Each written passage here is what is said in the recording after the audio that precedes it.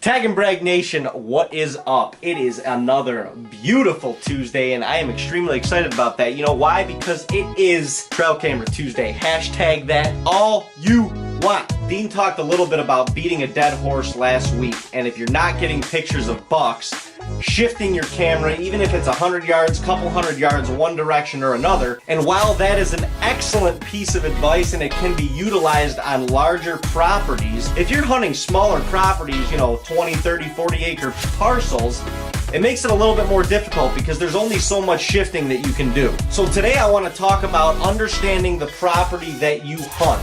And basically, if you're not getting pictures of bucks, I am here to tell you, do not worry, my friends. Let's take our property up here in New York, for example. Our property up here in New York is notorious for housing a ton of does. However, we have struggled, and for generations now, we have not seen buck activity here throughout the early spring and really throughout a better part of the summer. Honestly, it's frustrated us in the past, but we've learned to be patient with this. Why?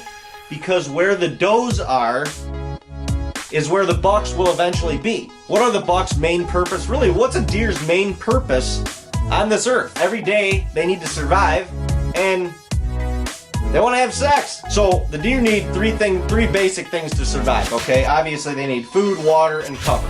So they go to the best places to find that. The bucks, on the other hand, in order to reproduce, in order to have that sexual intercourse, they need does. So where we have really shifted our focus specifically on this property up here in New York is really understanding the doe movement, using our trail cameras to understand where the does are bedding, where they're feeding, where the transition areas are, because we know that even though the bucks may not be here right now, as soon as October hits, even the end of September, honestly, even moving back into the end of August, the bucks really just start to shift their patterns a little bit.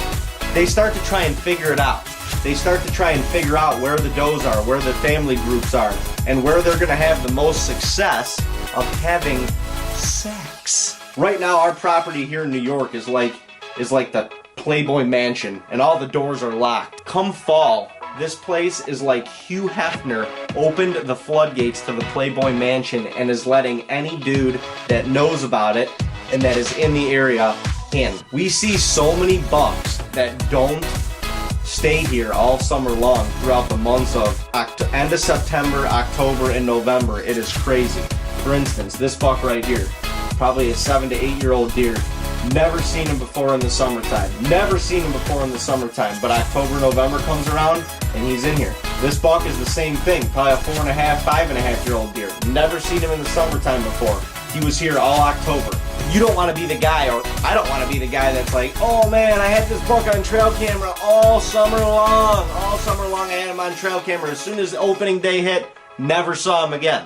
Quite honestly, I don't want to see this buck right now. I want to get pictures of this deer in the beginning to mid-October where I can legally go sit in a tree and hunt this animal. Listen, if you have a buck on camera right now, you need to do whatever you can to learn as much about that deer as possible. Where he's bedding, where he's feeding, the patterns that he's using right now, because those most likely will be the patterns or close to the patterns that he is on at the beginning of the season, and you need to capitalize on your opportunity then.